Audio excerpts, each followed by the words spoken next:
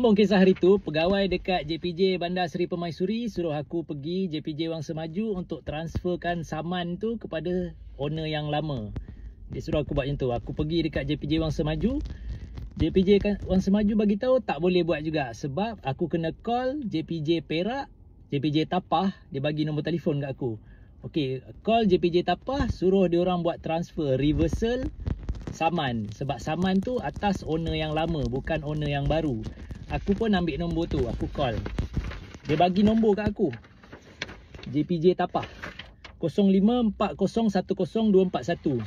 Ni JPJ pegawai dekat Wang Semaju tu yang bagi nombor tu dekat aku. Dia cakap, saya nak nombor direct.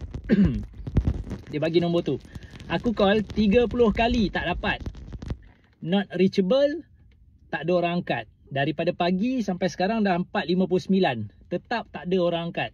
Macam mana nak transfer? Owner nak guna kereta ni. Pada Ketua Pengarah JPJ Malaysia, Datuk AD Fadli bin Ramli. Aku google je ni, aku tak tahu pun. Macam ni lah. Aku tak nak lah sabitkan menteri. Menteri bukan reti buat kerja. Yang reti buat kerja pengarah ni. Pengarah, tolong tengokkan kat staff-staff anda. Kami sebagai pelanggan, kami sayangkan jabatan JPJ ni.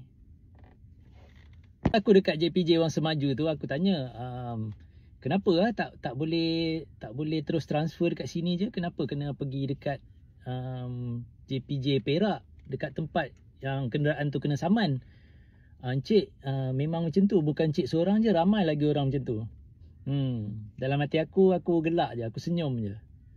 Dalam hati aku cakap, nampak sangat yang bermasalah tu JPJ. Sebab tu ramai orang komplain benda yang sama. Kalau salah orang, benda ni takkan jadi.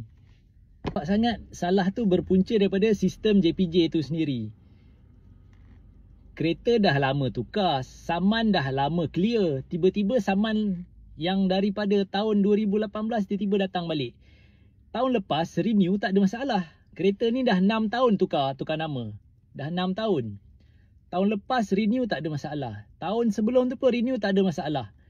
Tahun ni nak renew tiba-tiba kata ada saman owner yang lama. Macam mana boleh berkait semula? Pelik kan? Sistem JPJ, pengarah JPJ, tolong